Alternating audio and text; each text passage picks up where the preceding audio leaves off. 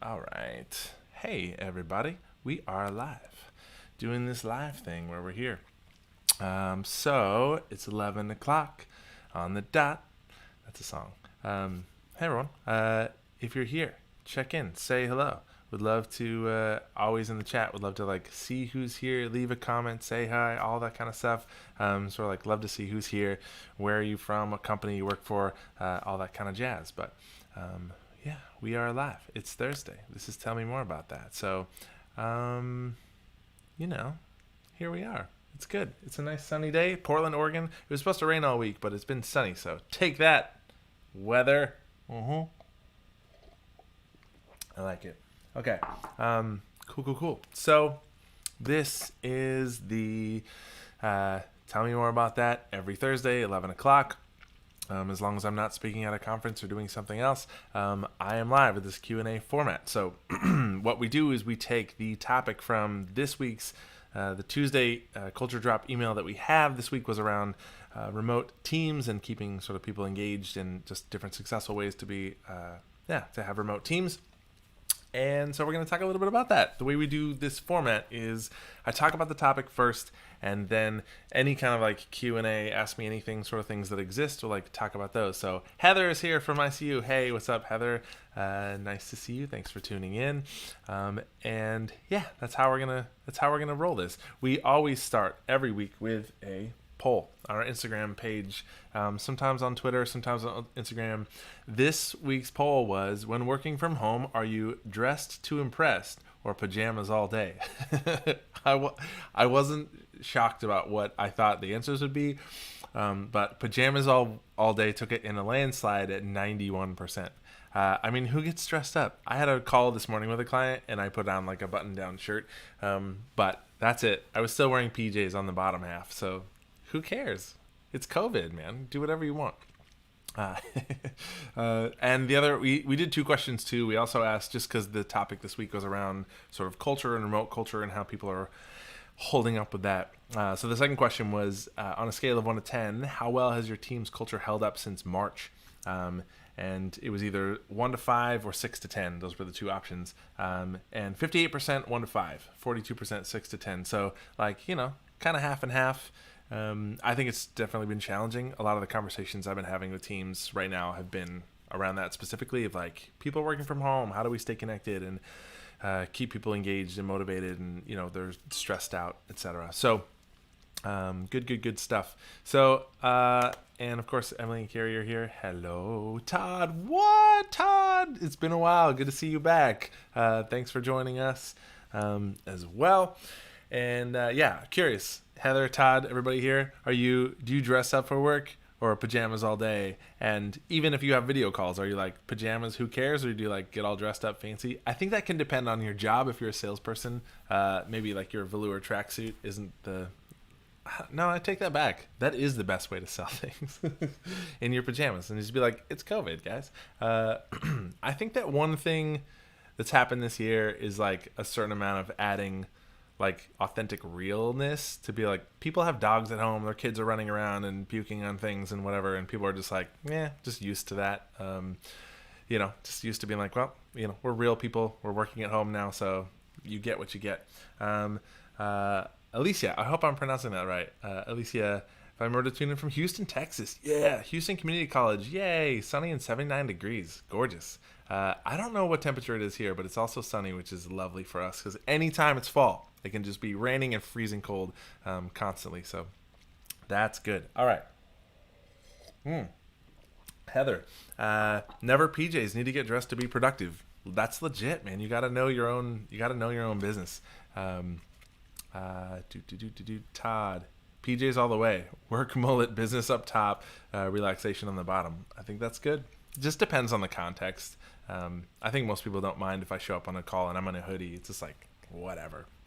Okay, cool. So today's topic was around, let's get to that, talking about kind of the blog, the video this week on the Culture Drop was, from conversations that I'm having a lot, kind of 3 key things that I think that teams that are doing it really well, or having a more successful time navigating being at home and just all the chaos of COVID right now, the sort of 3 things I thought were the biggest were, flexibility and adaptability. So when you have, people have weird schedules. Some people are caring for parents at home, or they have kids running around, or whatever. So I think, if you have an employee as a team or leadership, if you have an employee being like, hey, can I start work an hour late, or can I start early and leave early on these days or whatever, I think every organization and team being like fiercely flexible and adaptable to, like, if any way possible you can say yes to all those things, like make it happen. I think, just flexible work hours, I think is critical for two reasons. It's like gives those employees one less thing to worry about and be stressed out about if, like, they have weird schedules now with their wife's work, or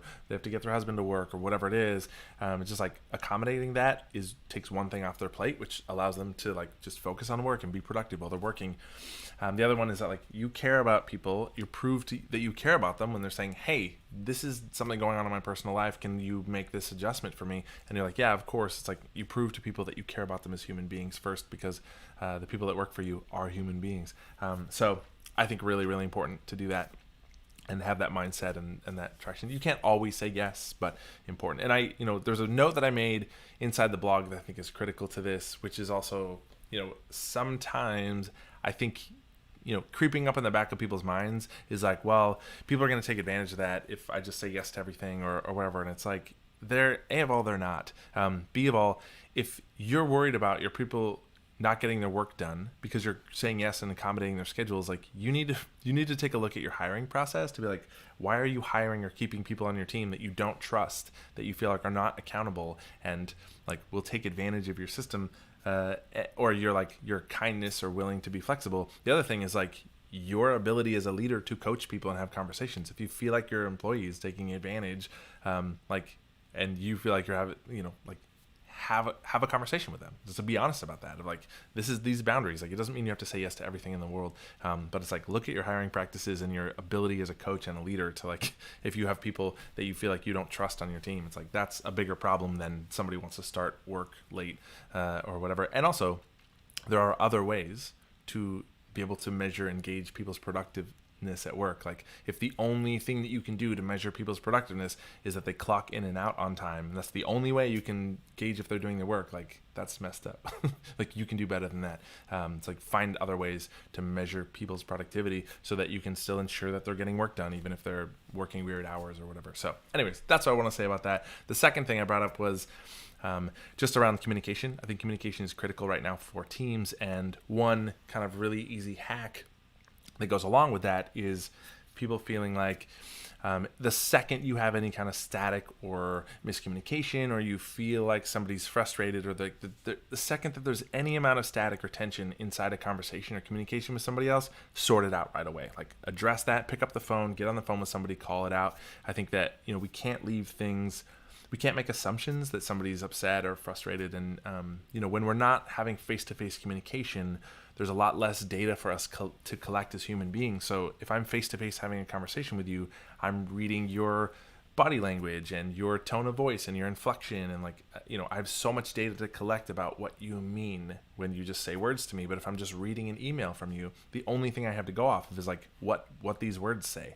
And maybe you're the kind of person that doesn't add smiley faces and, exclamation points in your emails. Like, I don't need to interpret that as you being mad. But I think that's critical for teams. Like, we have less data in our communication, so it's really important to, like, over communicate, be really clear, and allow no static to exist or take place or linger, because that kind of stuff can just lead to miscommunications, breakdown, and people feeling even more separated or isolated or whatever. So really important. And the last one, the third one that I had on the blog, was around, like, stretching the rubber band, making sure teams are being intentional about creating opportunities for our team to be social and have fun. And that can be like competitions between departments, or trivia times, games, like asking interesting questions during a social hour thing, or like finding creative ways to interact with your team and let your team interact together that are not just work all the time, right? Like, we're missing that social connection where you just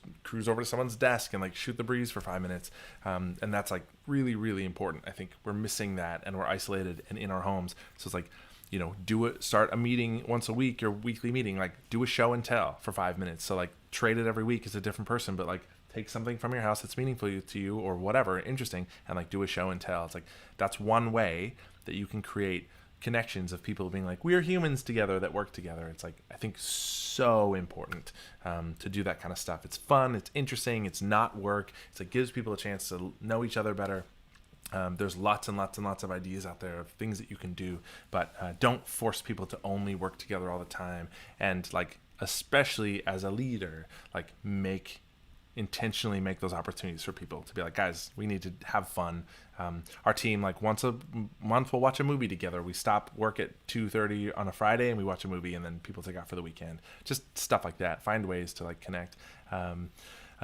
Crazy hats during our team's staff meeting. That's great. Crazy hats, best team wins. I think like taking like Friday dress up day, everybody comes to like do Friday meeting days or whatever, like on a Zoom call with like in costume. I love the idea of dressing up as somebody else on the team. I think it's funny if we can do it in a way that like we're not making fun of people, but like, I love it. Show and tell idea is great. We've done that on our team, and it's like, it's so much fun what people bring to show and tell, and they'll be like, here's this thing and here's where I got it. It's like, it's just so interesting. And I think that it's just a tiny thing, but that energy, that engagement, like it helps to recharge our batteries a lot. So cool. And best hat wins a prize of a spa gift card is like legit. That's way better than like a Starbucks card. Cool. Okay, so that's that topic. Those are those things. Thank you all for chiming in with some of these ideas. I love that. If there's other things that your team does that are fun, interacting kind of like ways, I'd love to share that. I'd love to hear what other things people do. Anytime I hear ideas, it helps me share it with other teams and stuff too. So I love just hearing creative ways that teams are being like, we can't just work all the time.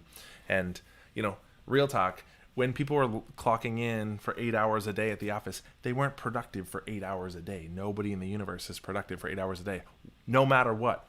30 minutes or 45 minutes or whatever of that day is purely wasted time doing whatever kind of random, being on Facebook or whatever people are doing. It's like, we can't pretend that the only thing people do at work is work all the time. We need that sort of like break and stretch and interaction and connecting with other people. So super important. All right, cool. Any other, any other thoughts, feels, like questions, topics people want to like chat about while we're here talking about teams and all the stuff? I love the Ask Me Anything stuff is cool. Can we do, speaking of show and tell, I want to show off a couple things. I got a new background today. First of all, this guy. It's kind of redneck to have like a deer thing, but it's made out of wicker. It's cute. It's funny. I didn't know if that made me look really redneck to have it up there, but I love it. These shoes are fantastic. I'm going to show you something. They say Shift Yes on the back. These are custom. A dear friend of mine made these that works at Nike, and I love them. So I love dinosaurs. There, that's my show and tell. Anyways, you guys are great, and I love you. Okay, we every week also share from Carrie on my team runs the Affirmation Destination Challenge on Instagram. The actual handle, if you want to check out her stuff, is at took it off the list. I think it's Carrie. Put it in the chat. I know that you have it. I don't want to say it wrong. I think it's Affirmation Destination on Instagram, but put it in the chat, Carrie, so that people can see it. Anyways, they do different different, oh my gosh, I'm saying the thing. Anyways, they do different things all the time, like affirmations. I like had a stroke right there. Today's is I'm grateful for nutritious food, which is cool. Love. And all of November, it's 30 days of gratitude. That's what they're doing. So every day has been a different sort of like, I'm grateful for this. I'm grateful for my voice, my creativity, my body, things like that. And today's was nutritious food, which I thought was pretty cool. Yeah, good. And I normally, there we go, Affirmation Destination. Thank you, Carrie. I didn't want to screw it up because I love plugging your stuff. Also, Emily, you should plug your Instagram food one. It's amazing. Emily on my team bakes amazing things, and they're incredible. She's amazing. And everything she makes looks great. It's on Instagram. And so you should follow her thing. Put the handle up there. You guys love the background. I love it. That's cool. Yeah, wicker deer head. It's funny. I think it's funny, especially because I'm like not at all a hunter person. I love the everyday magic post yesterday. Cool. Thank you. Good. Okay. You guys are great. Oh, I normally do a read, watch, listen thing, and I was watching Queen's Gambit. I don't know if I said that last time or not, but it's really good. It's really well done. The actress that plays the main character is phenomenal. She's just like a really, really great actress. It's really well written. I also love chess, so I know everything that's happening in it, and I'm like, but even if you don't love chess or know anything about chess, you'll enjoy the show. It's really, really well done. I think I'm about halfway done with it. Anyways, highly recommend. It's it's just something different and positive. I hate a lot of like garbage, really negative TV, and it's actually pretty fun. It's an interesting sort of like, the story is interesting. It's well written. So cool. Oh man, Cynthia. Hey Cynthia. Begging to be Christmased up. I hadn't thought of that, but I will put Christmas things on it. Oh yeah, Quarantine Test Kitchen. That's Emily's. She put it in the chat, but like follow her on Instagram. She makes beautiful stuff. Okay. You guys are all great. Jay was asking about Pinky. I don't know. She was sleeping on the couch earlier. She's gone. She's probably sleeping somewhere else. That's what she does. But I love you all. Thank you for tuning in and being here. This is great. For those of you that are not aware, the Culture Drop is my weekly video and blog drop. It's done as an email list, so you can sign up for that on my website. But yeah, it's like we do one video every week that is like 5 minutes long or less around a different topic that has to do with teams. This was remote culture. We've got a bunch of really fun ones coming up over the next month that I'm excited about. So yeah, it's good stuff. But thank you guys for being here, tuning in, chatting in the comments and stuff. I love to I just love to have you guys here. And I know that the holidays are coming up too, and Thanksgiving and so like self-care. Families are stressful and difficult sometimes, so like take care of yourself. Be aware of of how you're doing, and like be good to people. I know the election, there's a lot of just stuff out there that's stressful and things happening, so it's like take care of what's around you. Be intentional, like love the people in your life, do good things, put good into the world. It needs it, and it starts with you. So that's all I want to say, but I love you guys. Thank you for showing up, and I'll see you. I'll be here next week, but not on Thanksgiving, obviously. So cool. All right, I'm gonna take off, but thank you guys so much for being here. See ya.